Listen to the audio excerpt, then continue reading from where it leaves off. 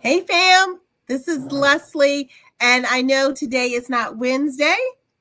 I apologize about rescheduling Wine Lovers Wednesday, so we can just rename it today to Thirsty Thursday or Friday Eve drink or whatever you would like to call it. But I'm sorry I missed yesterday, but I am here today, and today I do not have a guest.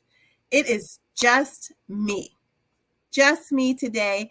And we are talking about wine myths. So if you are out there and you have questions about things that you have heard about wines, please put it in the chat. Some of you guys have sent me those things that drive you absolutely crazy. Absolutely crazy about when people talk about wine, and we are going to bust the myths today. So if you are out there, say hello. I'm going to say welcome in the chat, and we will be posting your questions and I will be answering them. Also, please let me know what you are sipping on today. I have, and you will see more about this, but I have this amazing wine.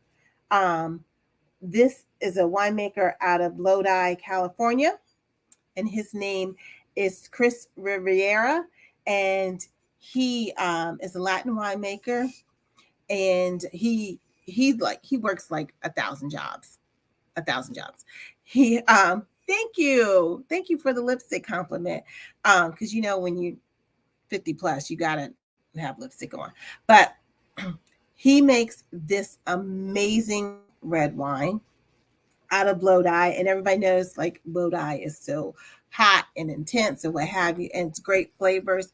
And in here is a cab base, but there's cab sauv, there's cab franc, petit syrah, merlot, and petit verdot, which petit verdot is one of my favorites. So I am going to address this myth. Came up a lot, and so I'm going to show you. The myth that came up is about the legs. So how many times, I'm going to swirl so we can get some leg action going on here, hopefully. How many times have you gone someplace and somebody's like swirling, and then they stop and they look at their glass and they're like, oh, the legs on there. Some people call them the fingers, some people call them the tears, and they say, oh, this is a good wine because of the legs. Okay, so that is baloney. The legs have nothing to do with the quality of wine.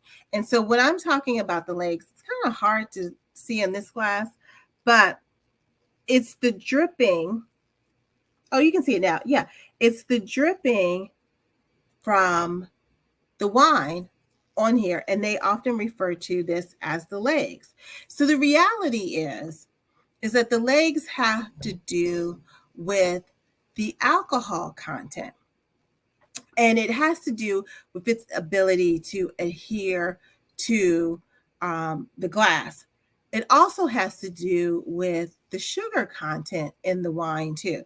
So just think of like if you have water in your glass, or water, how it's correctly pronounced, in your glass, it's not going to stick to it. But just think about if you have like some type of honey, therapy type of action, it tends to stick to the glass. Well, this is very similar with wine. The alcohol, the higher the alcohol content, it will stick to the glass, or the higher the sugar level, or something that normally adheres to a surface, doesn't like quickly fall off the glass. So that is about the legs. So if someone starts talking about the legs, it really, and they're not talking about alcohol content, don't pay attention to them, because they just pick that up someplace else. So another myth that a lot of people wrote in about was screw top versus cork. So a lot of people think if their wine is a screw top, that the wine is inferior. And this is not true at all. So I'm going to put it out there. Those who know, part of the reason why the screw top came along is because there was a shortage in cork. And so now people are making synthetic corks, they're making corks of different material. And one of the solutions to that was the screw top. And one of the regions in the world that really like took off with the screw top is New Zealand and Australia.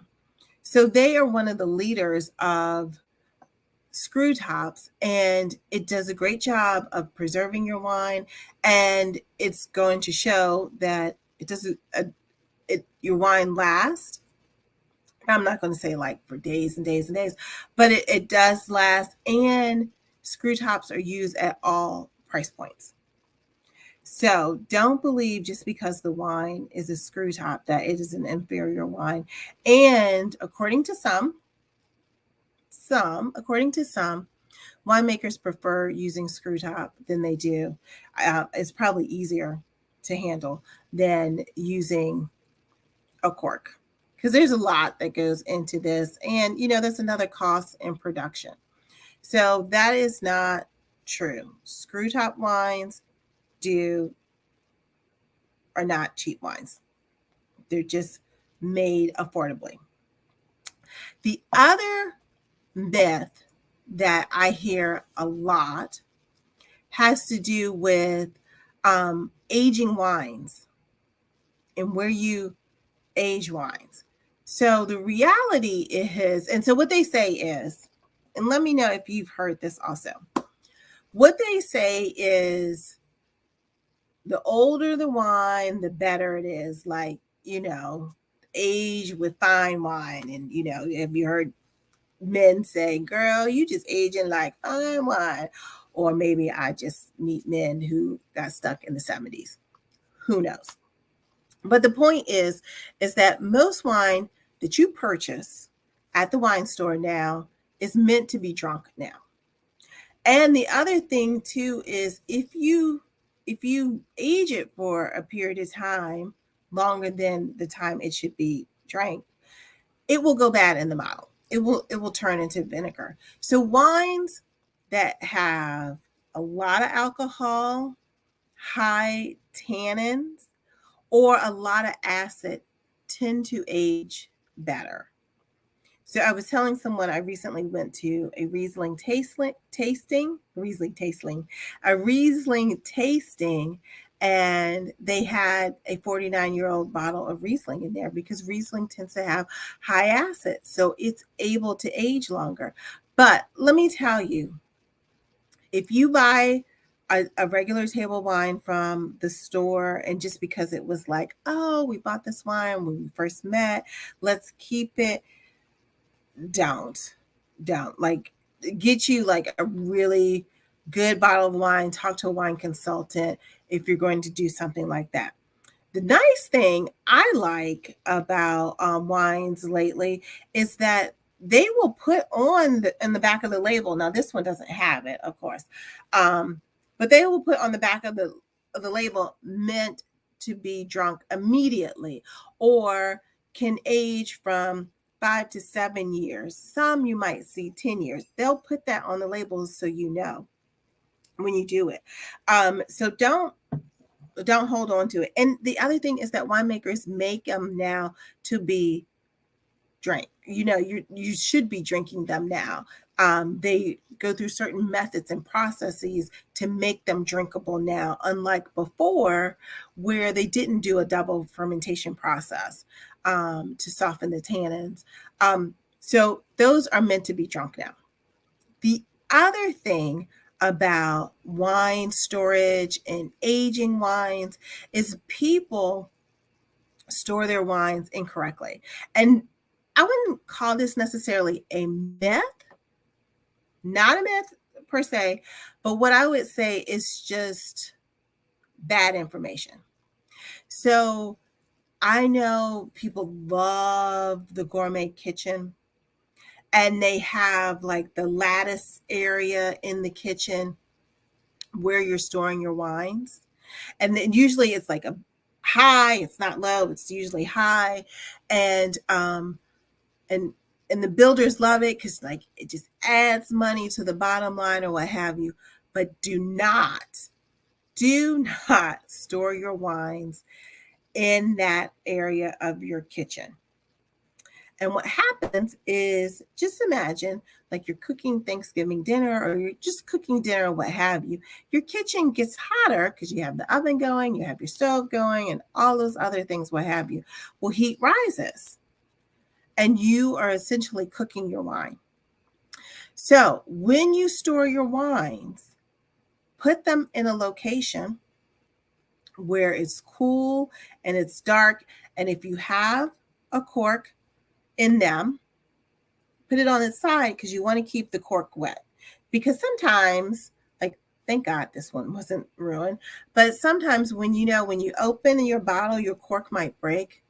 Well, it could be because your corkscrew is like on its last leg, or it's because the cork has dried out because the wine kind of keeps that cork moist.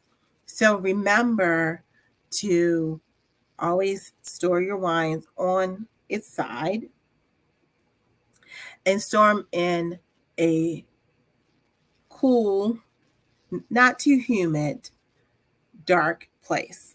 Because then, just like with all things in life, things start to fade and your wine will start to fade in color too. So you don't want to have it directly exposed to a lot of light. So again, thank you guys out there for listening and watching. And if you have, again, more comments or questions, put them in the chat and I am happy to answer them. So I think that was 3 items so far. The next one is, or maybe, yeah, three. Okay, so this one, I am going to break my friend Chandra's heart. And the reason why is this one is placing a silver spoon in your sparkling wine will keep the effervescence the next day. So long time ago, before I started really getting to wine as a career, of course, we would have like girls' night and what have you. And believe it or not, there may be some sparkling wine left over. And so she said, oh, just put the silver spoon in there and the chemical reaction and what have you with the sparkling will keep the fizz going. Well, come to find out, it really doesn't. It does not. What you need to do is invest in a really good fastener for your sparkling wine. And I wish I had one here. I don't want to get up, but on the next Wine Lovers Wednesday, I'm going to show you what a good fastener looks like for sparkling wine because it's much different than for the regular wine bottles. It's larger and it goes over the top and it's able to keep it. The thing about it too is just drink the wine. Just drink the wine. Or the next day, make mimosas or what's that thing called with cranberry juice? If you guys know what I'm talking about, like cranberry juice and sparkling, put that in the chat. So the silver spoon really doesn't work. I'm sorry, Chandra. Plus the other thing, it's hard to get in your refrigerator when you have the spoon popping out and the bottle there. Like, most refrigerators aren't that tall where you can put a tall sparkling bottle with the spoon hanging out. So I think that's tip number 4. That's myth number 4. Now, myth number 5.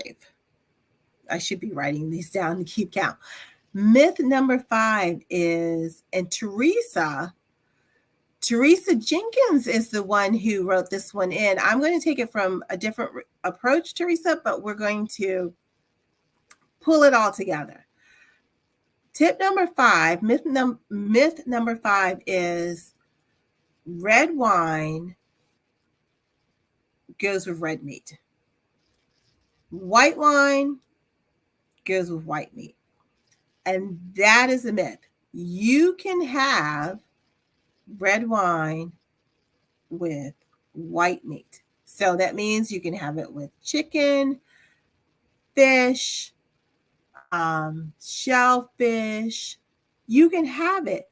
The secret, and this is between me and the internets, the secret is you have to consider what the dominant flavor and how it is prepared. Meaning, salt, fat, acid, and sugar. So those 4 items are what you should consider when you are trying to pair wine with food. And always lead with the food and then the wine. A lot of people are like, well, I have this wine. What food should I serve with it? And you should be looking at it as, I have this food. What wine goes with it? So if you've ever taken one of my wine classes, I always use this example of a chicken breast. And hold on one second. I'm going to take a sip of my delicious wine. So let's talk about the chicken breast. Let's just take a chicken fillet and say you poach that. Now, I don't care for poaching that much. The chicken breast doesn't have a whole lot of flavor. Definitely doesn't have a whole lot of calories to it or what have you, but you poach that, right? That is something that's going to need something lighter in body to have with that. It doesn't have a whole lot of sugar. There's no fat at all. Might have a little salt. Not a lot, might have a little salt. So you could go with the high acid wine. You could go with the sparkling if you wanted to, what have you. Take that same chicken breast and say you saute it in butter. Well, now you've added some fat. You definitely have added salt to that. You could have, a medium body white wine. You actually, if you're adding some fat to it, you can have a light body red wine. Now, one more, take that chicken breast and fry it. If you fry that chicken breast, you definitely have added some salt to it. You've added a whole lot of fat to it. To me personally, you've added some more flavor to it. That will allow you to have a red wine with that, because that red wine is going to cut through that fat. Now, lastly, say you had a cordon bleu, a rich sauce, a lot of cheeses in there. You've added some ham or Canadian bacon and wrapped that around that. You could have a medium, even a fuller body red wine. It would not overpower that chicken. So taking into consideration those factors is how you should look at your wine, and not just doing like the color match. Wine is not granules. It's not a color match. Take into consideration that. So that was myth number 5. Okay, so moving on to myth number 6. A myth number 6 is, how many times have you gone out to dinner and you order a bottle of wine for the table, and the nice server comes over. They show you, they do the whole service. They show you the label, and they pour the wine, and often they will show you the cork, and people smell the cork. Please don't smell the cork. Please don't ever do that again. Smelling the cork is nothing. It tells you nothing. The only thing by smelling the cork, it could mean that the cork may be rotten. or something of the nature, but it really isn't going to tell you what is actually in that glass. So do not smell the cork again. And the other reason why they pour a little wine in your glass is one, well, in addition to that, they present the label because they want to make sure that they got the wine right that you asked for. So you should always look at that label. Two, they want to pour a little in there to make sure that it tastes like the wine that you expected. So the other thing is, this is not a pouring that if you don't like the wine, you send the wine back. That's not how it works. It is you like the wine because you made the selection, and they pour it to make sure it tastes like what you expected the wine to taste like, or if there may have been any type of spoilage or what have you. So that is another myth where they pour it and you're like, oh, I don't like this one. Let's try another bottle. That's a myth. That's not the reason for the pour. So that was tip 6A and B. We got you a little extra on that tip suggestion. Okay, so the next one, that the myth that a lot of people is true, is in certain places in California and in Europe, and maybe in like South America, what have you, where there is a limited production. And there may be other places in the United States to do that. Like there's a limited allocation of those wines. And so those tend to be the better wines, or the more expensive wines. Well, that's not necessarily true. The expense of the wine, or the better quality of wines. In some places, they do that to keep the prices artificially high, right? And they may have had a limited amount of grapes, but sometimes they only produce a certain amount to keep the price high, to create demand, right? In other parts of the world, they're limited by law about how much they can produce. So again, this is not a quality issue. This is a demand issue. This may be a jurisdictional issue in some cases there.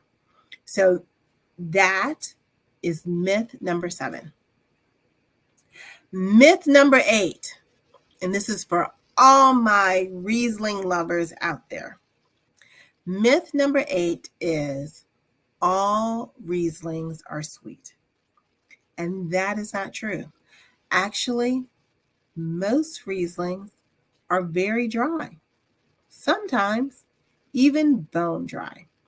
So there are some that are on the off dry or even sweet side, but most Rieslings are dry, especially those Rieslings from northern France and also Germany.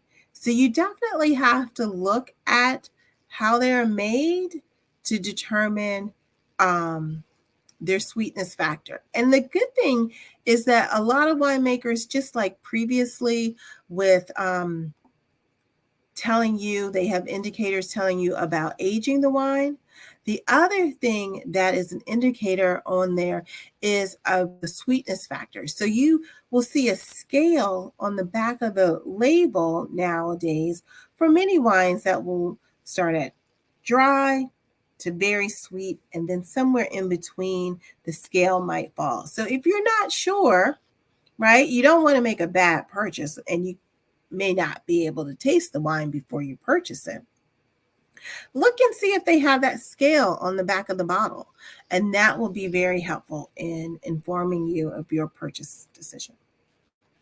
Okay, so we are on myth number 8. Myth number 8 is, hold on, I'm looking at my notes. That's why I'm looking around like this. Myth number 8 is Chardonnay is always buttery. Who are my ABCs out there? Does anybody know what an ABC is? An ABC is anything but Chardonnay.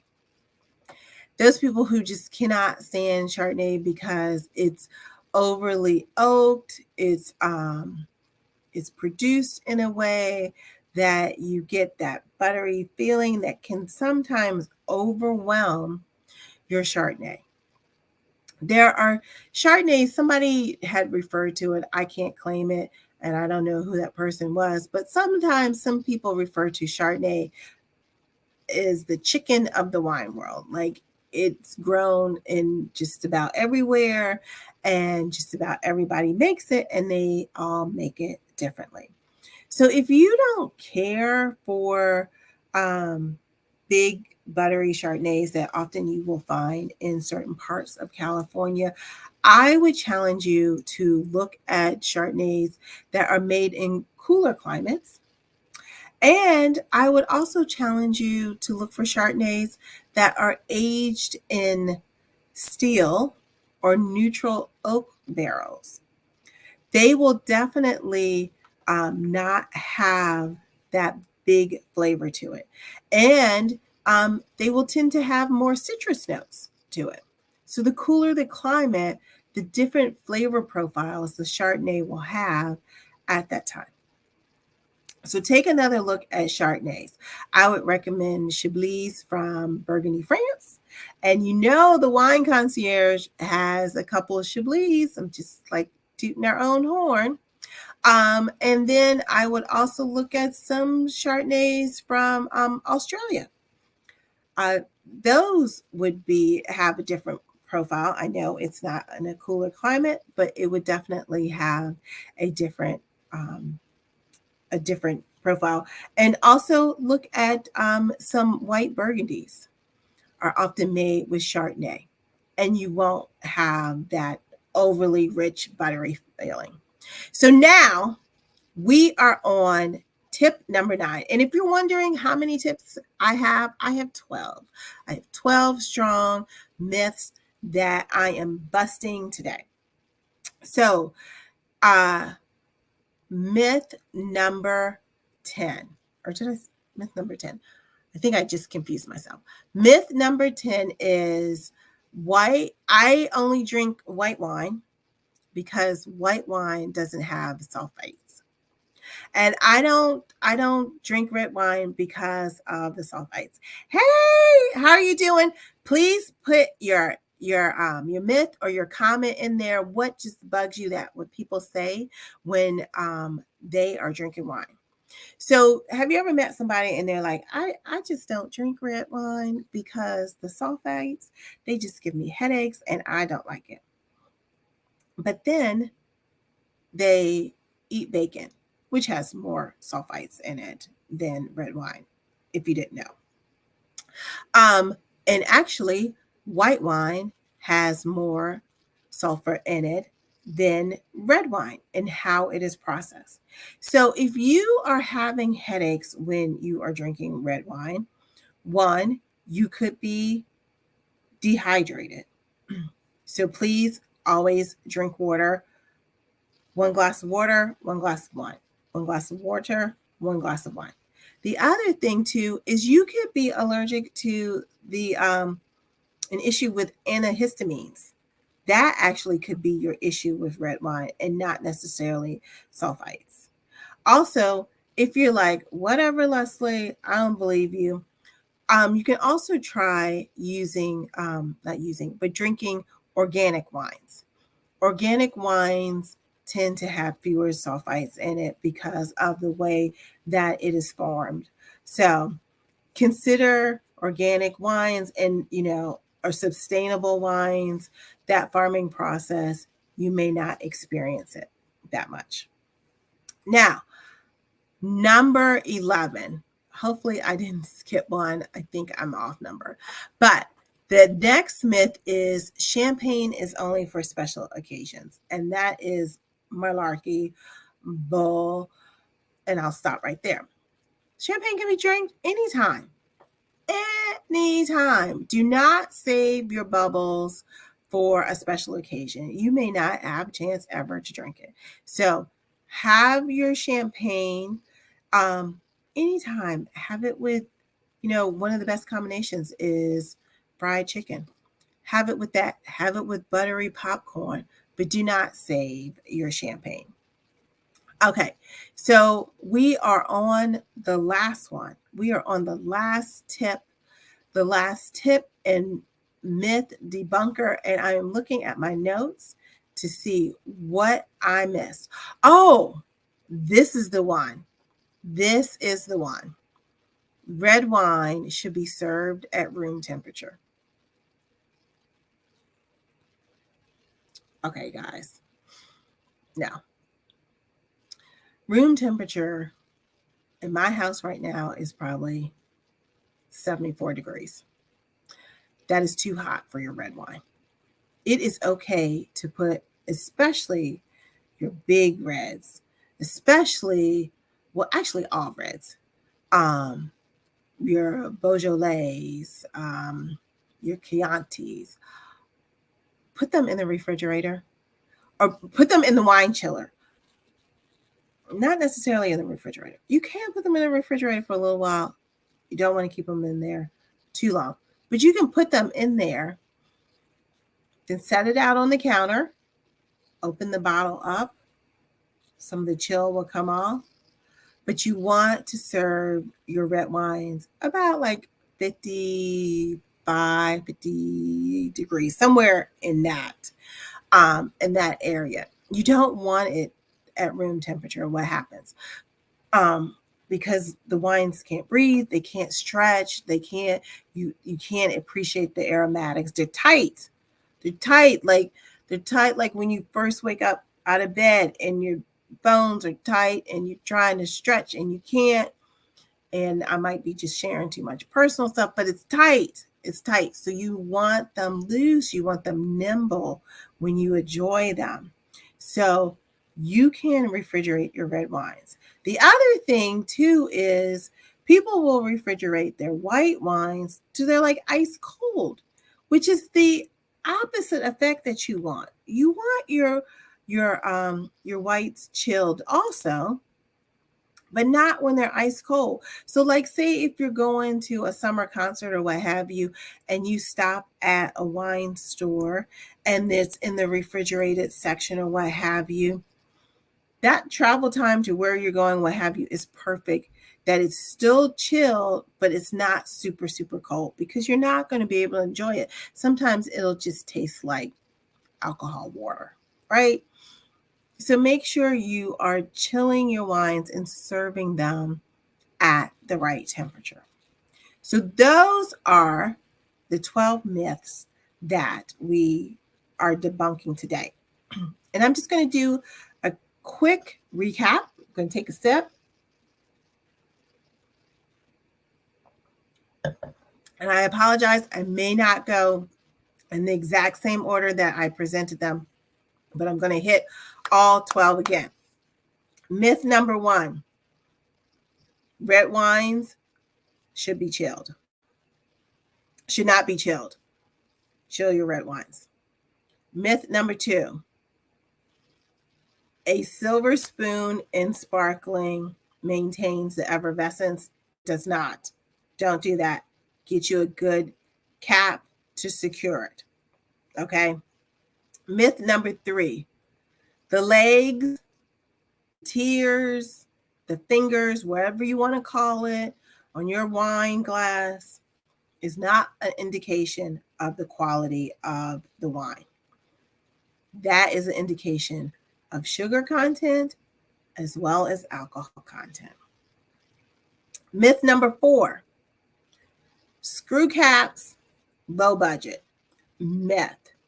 Screw caps do not indicate quality of wine. You can have expensive wine, price point, with a screw cap. So keep that in mind.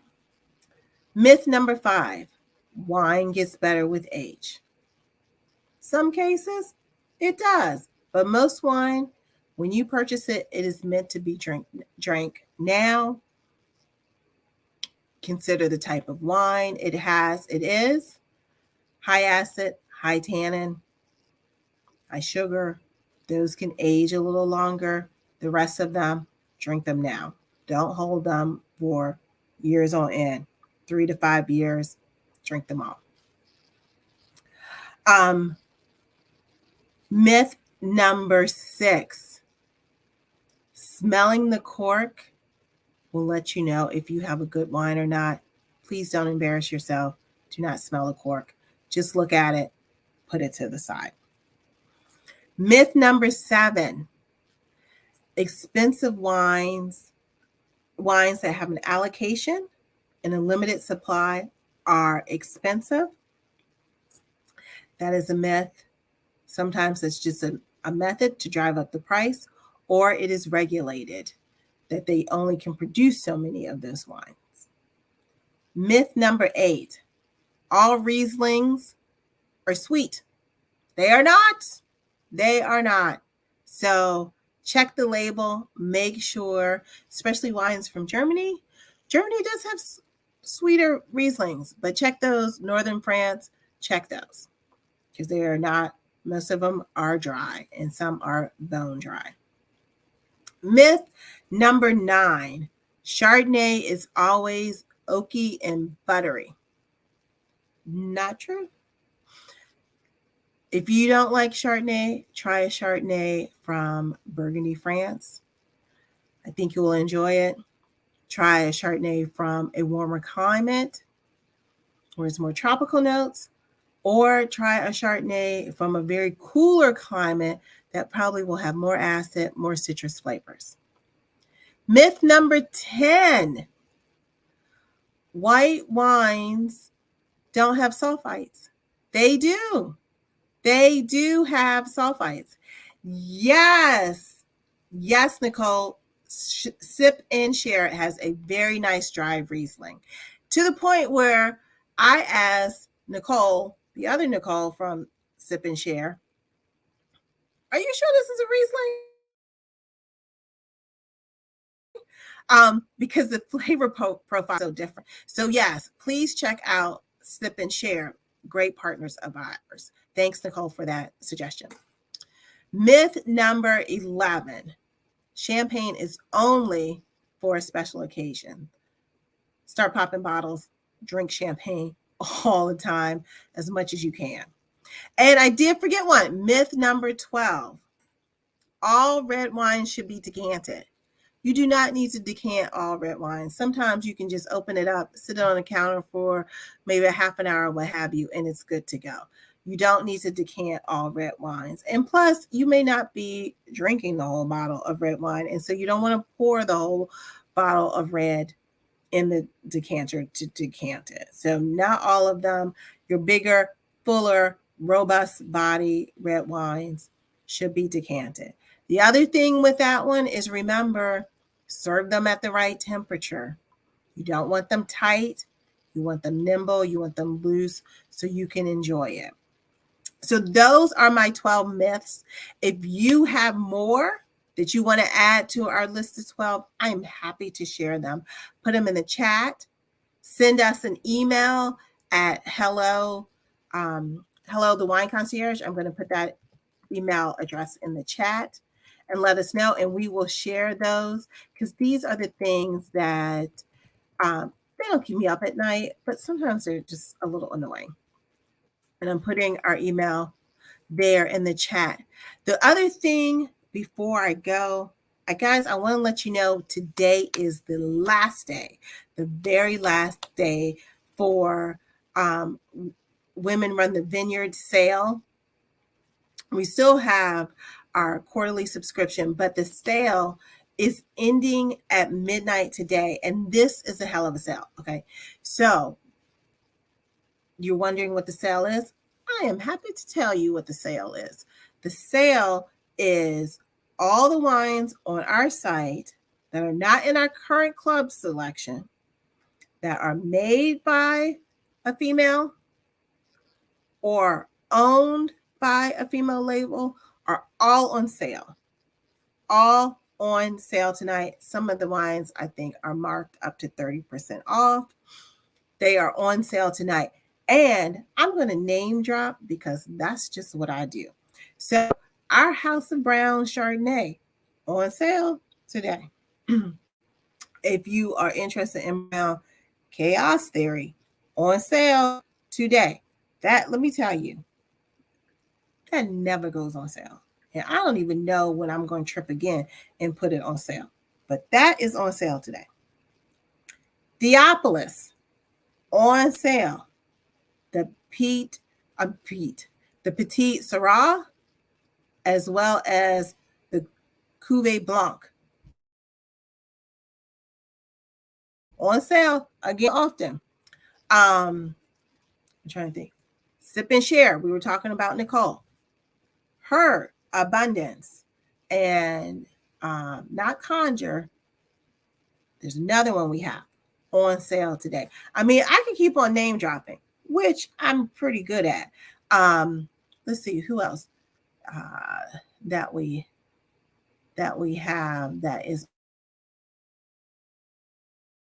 on sale today. Hold on 1 second. Look at my trusty phone and I'm gonna tell you. But let me say, and there are some good discounts: 20% off, 30% off. But it all ends today at midnight, and then I go back to my census. But I'm just gonna give you a few more that's on sale. Oh, our girls in Washington, Bergen Lane, their wines are on sale. So if you like She Devil, if you like a really good Syrah, on sale today. And again, this is not happening. Like, we might have some sales here or there, but this is not like a unilateral type of thing. So I do want to tell you to please take advantage of it. I think you really will like it, and you'll enjoy these wines if you really enjoy them now. Oh, our polka dot Albarino. So if you like a good Albarino, this is a great Albarino to have. And I'm just going to give you a couple of more. Chenin Blanc. If you like South African Chenin Blanc, it is on sale today. It's one of my favorites. That is good to have. Now, this wine has been with us from the beginning, and I swear by it. People sleep on it. It was rated by the Washington Post, I think 4.5 stars out of 5, which is a pretty high compliment from Dave McIntyre. This is our red sparkling wine. You don't find red sparkling often. This is a red sparkling wine. It's got a nice, like, tart flavor to it. You are not going to find this frequently. And then I'm going to just hit you with one more, and then you make your decision. You decide what you want to do, but you make your decision. Oh, how can I forget about my girls' Philosophy Wine? Philosophy Wine, Maryland, recently written up in Ebony Magazine. Can I say more? Their Cab Franc, outstanding. Oh, okay. I know I said one more, but this one really is the one more that I'm going to end with. And this is with Donna Stoney. Donna Stoney is from Willamette, first female Black winemaker out in Willamette Valley. Pinot Gris on sale. That's all I have to say. I'm not going to say any more. Enjoy your Friday. Happy Friday Eve. It's so good to see you guys. I'm sorry that I'm on Thursday. I will be back next week on Wine Lovers Wednesday, and I really appreciate all of the support and love you give. Have a great evening. Take care and good night.